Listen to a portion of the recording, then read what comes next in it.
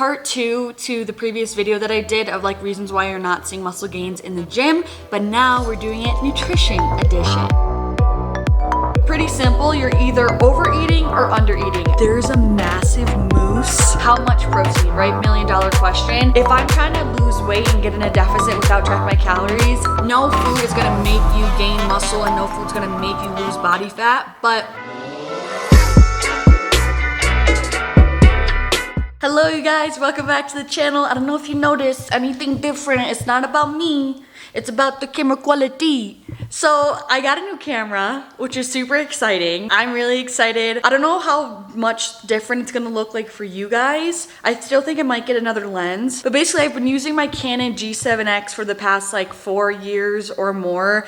And I honestly still love the camera, like nothing against it, but it was kind of getting a little temperamental. Like there was like 2 very definitive scares where I really thought it was like broken for sure, and so I just felt like I couldn't depend on it all the time, and like this is my job, and so I want to up my quality. I feel like it's super self-explanatory, but I'm really excited. And in case anyone is curious, like if you're in the space, this was like such a spectacular deal. I got it on Amazon. It's this content creator kit, so it's the EOS M50 Mark II is the camera I have, and then it comes with a tripod grip, which I'll show you, that has like a remote control with it, and it also has a mic. I don't know, it's just so perfect. Again, I still think I might get another lens because I personally like when the background is like really blurry, and especially when I'm filming in the gym with my week of workouts. Like I know it's still okay for me to be filming in public, but like I just would prefer for everyone's sake to have it be more blurred behind me for like their privacy.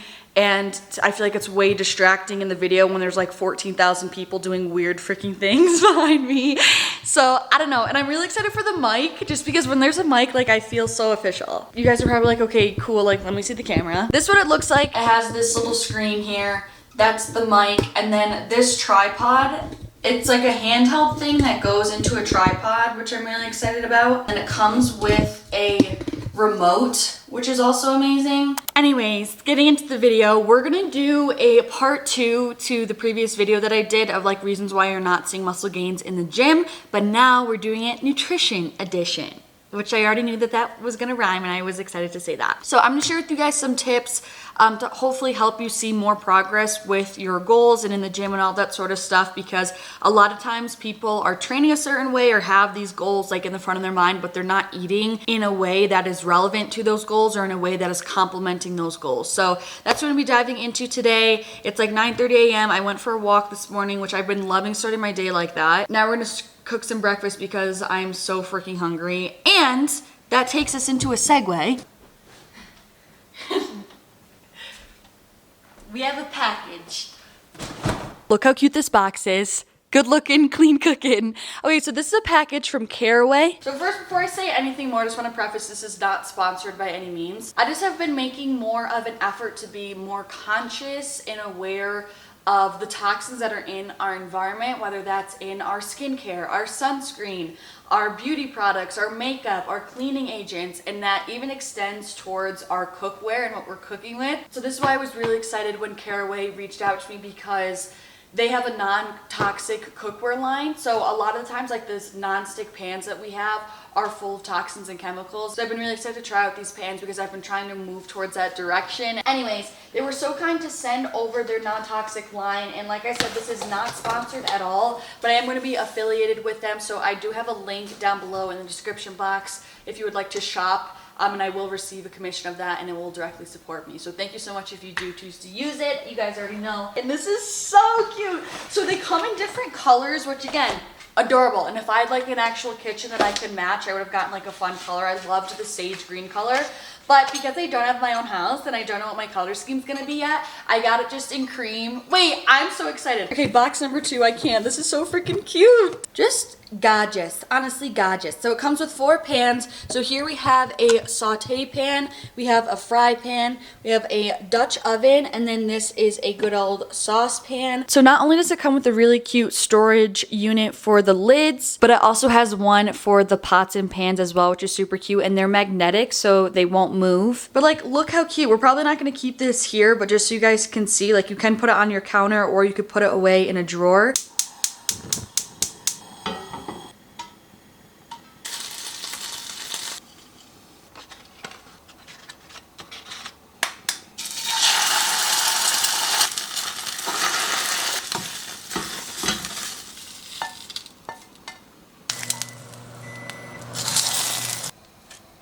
That cooking experience, flawless, didn't even stick even a tiny bit. It was beautiful. I feel like I didn't clarify. The reason why pans are toxic is because a lot of commercial brands will use a chemical coating on the pan that makes it non-stick. But what makes CARAWAY different is that they have a mineral-based coating, which is a ceramic coating. So it's still amazingly non-stick, but without all the chemicals. So if you want to get your own set, like I said, there's an affiliate link in the description box below, and there's also a code in the link embedded in there to give you guys a discount. And like I said, it will also give me a piece of commission. So thank you guys so much if you do shop through the link. There's a massive moose. You guys.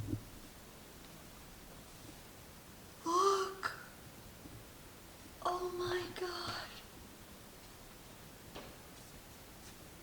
When in Utah.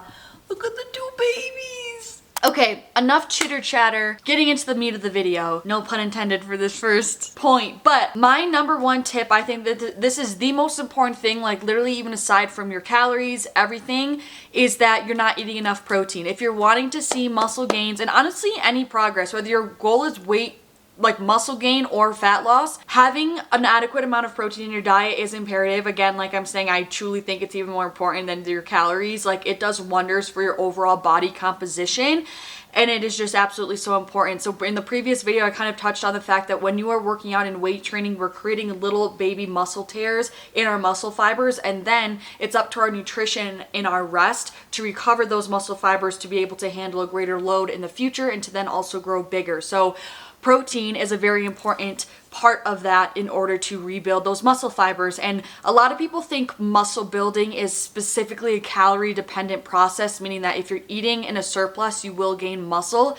That's not true. If you're in a caloric surplus, you'll gain weight, but not necessarily muscle. Muscle building is a signal depending process, meaning that you need a proper stimulus on the muscle in order to cause it to grow and adapt, like I'm saying. And you also need an adequate amount of protein intake to trigger that muscle growth. So those are the two really big components when it comes to muscle building, is you need a load or a stress on the muscle, which is coming from our weight training, and then you need things to help repair that tissue, which is your protein, and those two signals are what is going to allow you to be building your muscles. So how much protein, right? $1 million question. This is going to depend mainly based on your body composition, which is essentially just meaning your percent of muscle mass versus percent of body fat. So it's kind of like a sliding scale is what I like to describe it. So you want to be eating anywhere between 0.7, this is roughly, but 0.7 grams to 1.1 grams per pound of body weight you weigh. I made a TikTok about this so long ago and everyone's like, it's per kilogram, it's per kilogram. That's like recommended from like the recommended daily allowance. That's the RDA, I'm pretty sure is what it stands for, or what the abbreviation is. And that's for like the bare minimum of someone who isn't an active individual who doesn't weight train. So if I'm speaking to people who are, they're working out, they're hitting the gym and their goal is to build muscle, you need more than just that RDA, which is that low number that everyone thinks it's per kilogram. So back to that sliding scale, the leaner you are or the lower amount of body fat you have on your body, the closer you're going to want to stay to that 1.1 gram per body pound, and the higher body fat percentage you have, the closer you're going to want to stay to that 0.7 grams per body pound. I recommend starting with a number that is realistic for you. So if you're someone who's like barely eating any protein, but like you're still a lean individual, don't necessarily try to get 1.1 gram of protein per body pound you weigh if that just is way too out of the ordinary for you. Like take baby steps if you need to. So kind of play around with what values each one of those numbers gets you and see what's realistic for you. And if you're someone like me who doesn't like to track all the time, I like to do it intuitively. My biggest tip for you would be to make sure that you're incorporating protein in every single meal. 100%. So even if they're snacks, try to get a substantial amount of protein, like at least 15 grams, ideally 20 to 30 grams in each of your meals, depending on how many meals you eat. If you're someone who only has 2 to 3 meals a day, you're going to need more protein in your meals. If you're someone who eats 4, 5, 6 meals a day, smaller meals, you can break that up and you won't need as much in your meals. But this is where tracking for a little period of time helps you gauge and get perspective on what 20 grams of protein looks like in a meal. But a good rule of thumb is to have like a fist size of a protein portion like at least every single meal, and that will be a great starting place for you. Quick outfit change. We're gonna go to the gym. I'm wearing all outfit, of course. So next thing, and another super important thing, the first tip and this tip are like the most important thing of all, but this is specifically not eating within your caloric needs for your goals. So pretty simple, you're either overeating or undereating. That's the thing, you guys, like so many times when people are like, I don't know what I'm doing, like what to do, I'm at a plateau. Like usually it only comes down to a few different variables. And if we're talking about nutrition, like that's really like if you're trying to lose weight and you're not losing weight, you're not in a caloric deficit. So you most likely, depending on where your cardio is at, you need to take a little bit more food away. Or if you're not getting any more muscle, you plateaued, you most likely need to up your calories by maybe 100 calories from carbs or fats, whatever, to give you more energy to fuel your lifts. That sort of thing. It's really, this is when it is pretty black and white. It's kind of like you're either not eating enough or you're eating too much. So like I'm saying, if you're trying to lose weight, you want to make sure that you're in that caloric deficit. And on the contrary, if you're trying to gain weight or gain muscle, you want to make sure that you're eating enough to fuel that workout. Now, again, I'm not someone who tracks my calories on the daily. And the thing with this is like, it's easy to not realize if you're under eating or if you're overeating. Like sometimes it's hard to tell, but I guess some signs that you're under eating, but this would be to like the degree where it's like actually damaging your health. Sometimes people are under eating just like a little bit, and that's why they're not able to make progress with their strength or with their muscle gains. But like if you're hitting a plateau where you can't hit a strength PR, or you haven't been able to move up in weight or reps or sets for a certain exercise, if you're feeling really fatigued in the gym, if you're having brain fog, and some more severe cases are like if you're having trouble sleeping, if you're always feeling hungry, if you're having trouble feeling full, if you're experiencing hair loss, digestion issues, or digestion is really slow, you're feeling constipated, all of those are more so signs that you were under eating. And then on the contrary, signs that you're kind of overeating, I guess, or like you're struggling to lose weight, is like this, you're not seeing any progress, your waistline isn't changing, your clothes aren't fitting you any better or any looser, you're not really ever feeling a little bit hungry, you're feeling really stuffed all the time. So for people who aren't tracking their calories, you guys know I'm a pretty big advocate of that. Kind of what I was saying with like signs you're overeating or undereating, like a big thing is just to pay attention to your hunger cues. But there is a caveat with this, because if someone is chronically undereating, their hunger cues very much so could be down regulated / muted, like you aren't really able to, you don't really ever feel hungry. And that could be due to chronic dieting or chronic low calories. But otherwise, considering you're in like a healthy caloric range and you hear your hunger cues and all that good stuff, they're responsive. If I'm trying to lose weight and get in a deficit without tracking my calories, I will just visually have my portion sizes be smaller and focus just on eating less. And then I honestly will listen to my hunger cues. I won't eat until I'm like stuffed every single meal. I will eat until I'm just satiated, sometimes till I'm like a little bit, like I could eat a little more, but I just don't, because that kind of keeps me in that 100 calorie like window each meal or whatever, for like create a small deficit, so that over the course of the day I'm in that 300 to 450 calorie deficit range. Vice versa, if you're trying to gain weight, that's what I would eat until full satiety. Maybe sometimes I'm feeling a little bit uncomfortable because I'm so full. Kind of the more you kind of do that slowly, of just eating a little bit more every time, so it's not too much that you're feeling sickly full every single time, but enough that you're allowing your hunger to upregulate as you go, as time goes on. That's a way that I will know that I'm kind of bulking or in a surplus to gain weight, build muscle, build strength, that sort of thing. Also, you guys, I feel like I deserve like some props for not like automatically plugging like EHPLABS in my code when I talked about getting your protein in.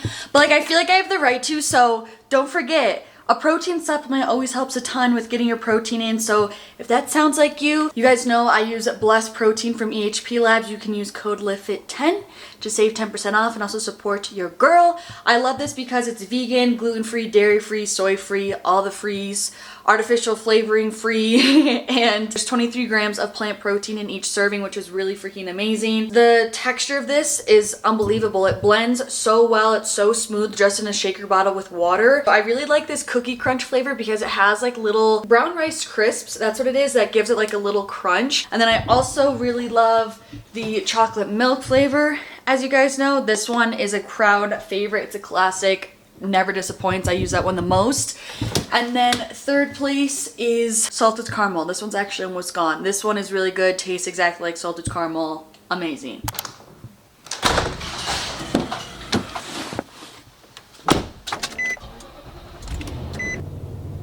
As long as you love me. We are at the gym, and it's time for the third tip pointer. I don't know what to classify these things, but it is that there are hidden calories that you are not accounting for. And I mean that honestly both ways, whether you're trying to like gain weight or lose weight, just like overall there's just calories that you're not aware of. So for example, what I mean by this is, let's say you're trying to lose weight. This is the most common way that it's seen. Like if you're trying to cut body fat and you're trying to stay in that caloric deficit, let's say you're tracking food or whatever the case may be, or eating intuitively, trying to pay attention and be mindful of your hunger cues and just visually, you know, look at your portion sizes. If you're cooking with a lot of butter or using a lot of oils, or you're adding a lot of honey to your oatmeal, just these little things that you wouldn't necessarily think like, oh, this is calories, or you know what I mean, when you're dumping 2 tablespoons of chia seeds on your oats or whatever, you may not think like, oh, these are calories, because it just might be subconscious. Or if you're just snacking, you know what I mean, in between meals, you're snacking on pineapple before you're making your meal. Little things like that, like it adds up and it doesn't feel like it's a big deal, like you're just snacking in between a little bit here and there, but that 50 calories, if you do that 4 times throughout the day, that's an extra 200 calories right there, which is enough to pull you out of the deficit. So if you're not being mindful of those little things, like, and I know it sounds almost annoying because it's like, do you have to be that meticulous about it? But kind of, yeah. Like if you really do have a goal, especially when it comes to fat loss, like you have to be strict with those little bites. And on the contrary, let's say you're trying to gain weight or gain muscle. So maybe you and your family are in the habit of using cauliflower rice, right? But that is inherently definitely lower calorie than actual rice. So that may be keeping you from eating enough to achieve your goals. Or maybe having like low fat Greek yogurt, you may not realize it, but like again, that's really low calorie, but you might think there's more calories in it than it actually is. So maybe getting a full fat yogurt or adding granola and honey and dates and things like that to kind of thicken it up to have you be eating more calories, that would be a way to kind of help with that whole situation. So it's just kind of actually being mindful and knowing actually what you're getting and what you're eating, and making sure that you're accounting for any extra calories that you may not be aware of, or accounting for any lost calories that you may not be aware of. All right, I'm gonna go hit upper body. I'm kind of nervous to bring this camera in. I think I'm gonna take the mic off. I know it's kind of funny. I could take off the mic and do this. Guys, you know like the TikTok videos where they hold like the little teeny mic? For some reason, this is making me specifically think of a girl who posts like cringy-ish Instagram captions. Here we go. And this is how her voice sounds. And she uses this little teeny tiny mic and she talks like this in it. Anyways, I'm probably gonna take it off.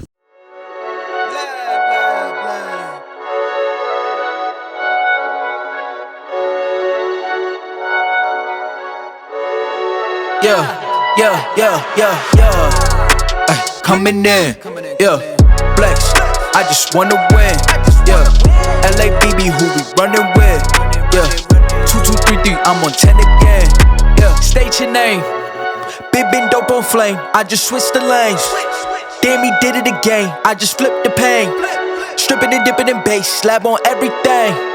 Swimming, you sinking away, cause I got big racks coming. I put my low racks on it. I ain't skip past losses, I had to get back off it. See the fit lab on it until they whip my coffin. Money clip, I tossed it, I heard it's big bags on big bags on big bags coming, coming in, flex, I just wanna win, LABB, who we running with, 2233, I'm on 10 again. Pump up the action, I'm active. If he never heard of been dope, he just napping. Jackson's off the rapping. Keep it on my body, bitch, I'm broke if you asking. Don't gotta sell him, Osealis, flawless. Broken whips as long as it is foreign. Heard you want it cause the yam's enormous. What's in since she isn't gorgeous? Live my life, last name of Morgan Freeman. Trying to touch a forest, do not know when knocking on the door is. Came in, I came in, did it like the Porsches. Coming in, flex, I just wanna win, LABB, who we running with, 2233, I'm on 10 again.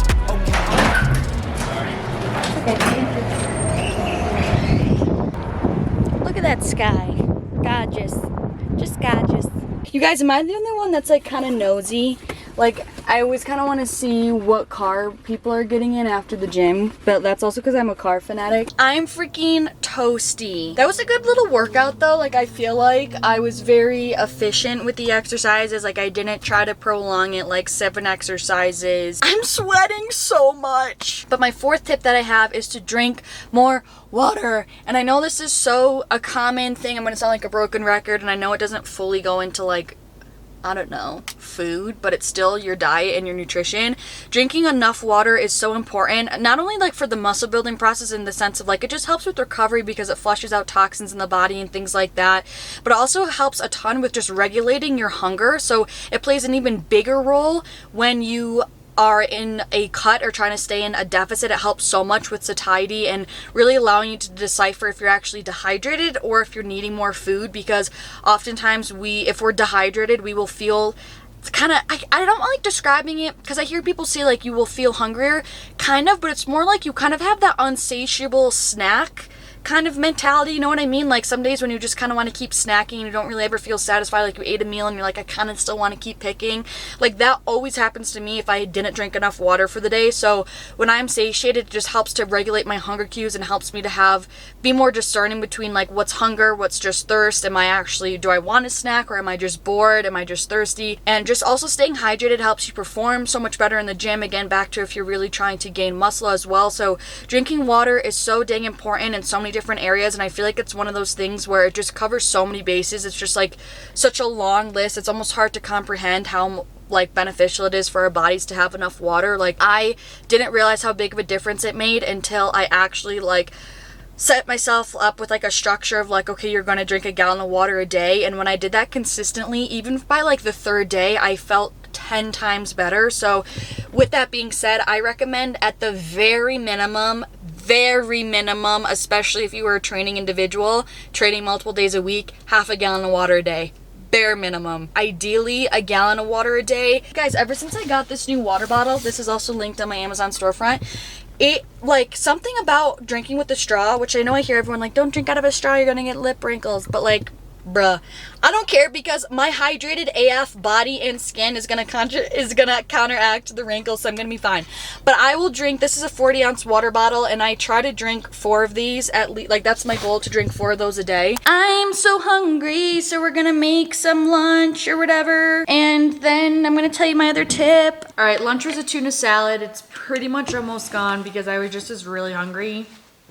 So my last and final reason is that you're choosing foods that are either not satiating you, or 2, you're eating too satiating of foods, leaving you feeling too full when you're not hitting your calorie threshold. So let's start with the first one. If your goal is fat loss, I completely understand that sometimes when you're in a deficit, it's really hard to feel like satiated, like you're constantly uncomfortable, you want to keep eating, etc. Something that really totally helps is something called volume eating. Another thing that's really important is eating enough fiber. What does all of that mean?